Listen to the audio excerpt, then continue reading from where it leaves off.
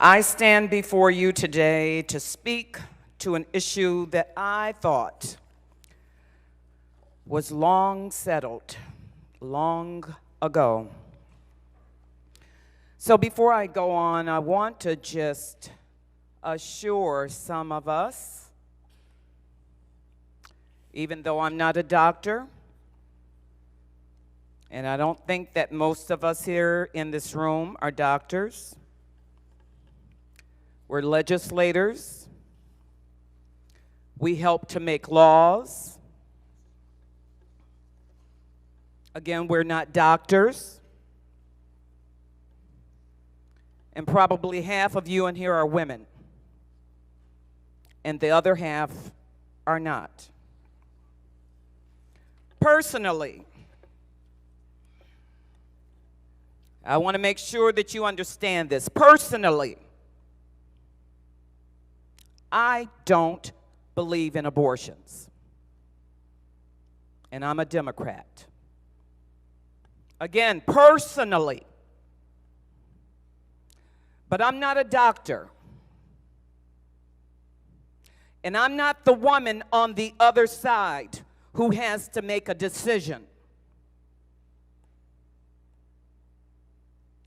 I'm not up here trying to tell you what you ought to do with your body and your doctor and your God. I don't have that opportunity. I do, but I choose not to because I believe in choice. And I believe that there are so many children right now. I could just name a couple, but I won't. I live in a community where there are unwanted children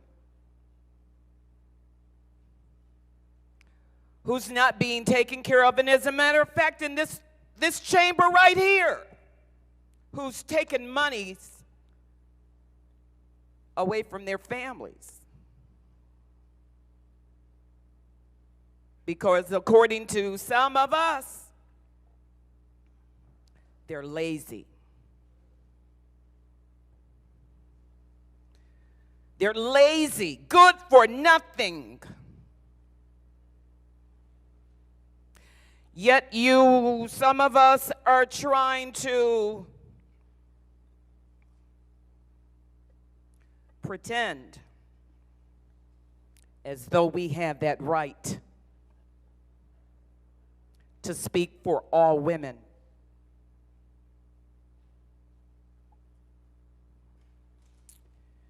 Let me just say this to those of you who want to make claims that people party and celebrate and make cakes. I don't know what kind of people you deal with.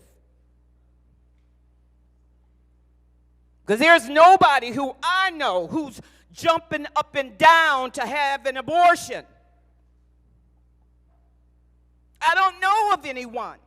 I really don't. I'm going to read something for you. Please write it down because I want you to do your own research. This is taken out of Science for the Curious in Discover. It's from a December 2005 issue. The subject is called, "When Does a Fetus Feel Pain?" So I'm just going to read a little bit of it to you. With Roe versus Wade, the U.S. Supreme Court gave states the right to legislate abortion restrictions during a woman's second trimester. And by the way, I'm not going to call any of my colleagues' names out, although a couple of speakers back, my name was called out, which is against our House rules. Many states enacted laws that make it more difficult to terminate a pregnancy.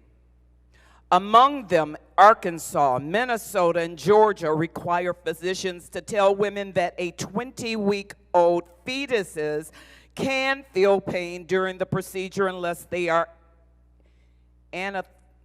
somebody help me with this. Yeah, okay. A newly released review of the scientific evidence, however, suggests the premise of those laws is wrong. I want you to listen to this real closely, please. Fetuses cannot feel pain until at least the 28th week of gestation, because they haven't formed the necessary nerve pathways, says Mark Rosen, an OB anesthesiologist at the University of California at San Francisco. And because I'm a woman, born female, and black,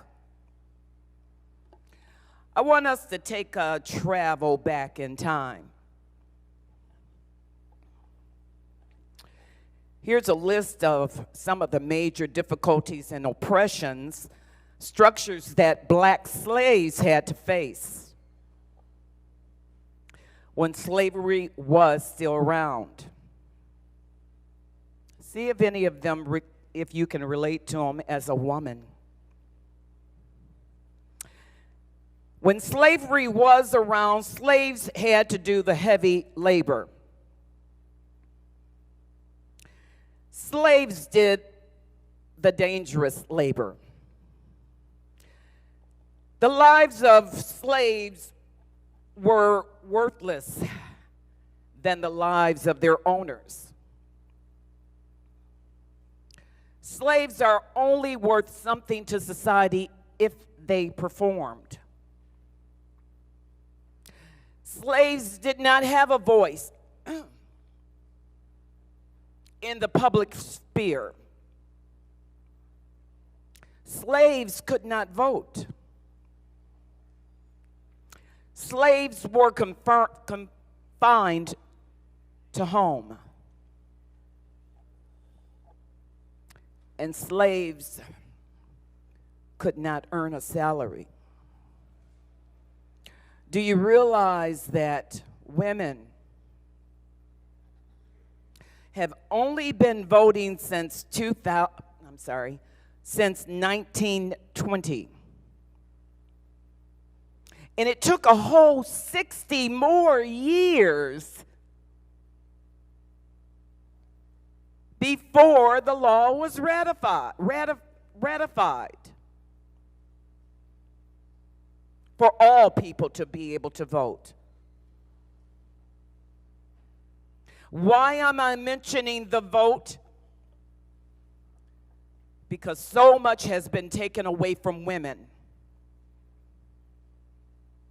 There was once upon a time where women had to ask their husbands, "Daddy, can I?" Unacceptable.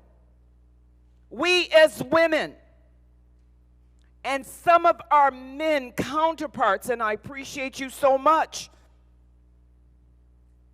we're not going back. Some of you want us to stay down. Some of you want us to stay pregnant and in the kitchen. That's not going to happen. We're not going to allow it. I ain't going back. And I'm hoping, I'm praying that you will vote no on House Bill 4320. Thank you.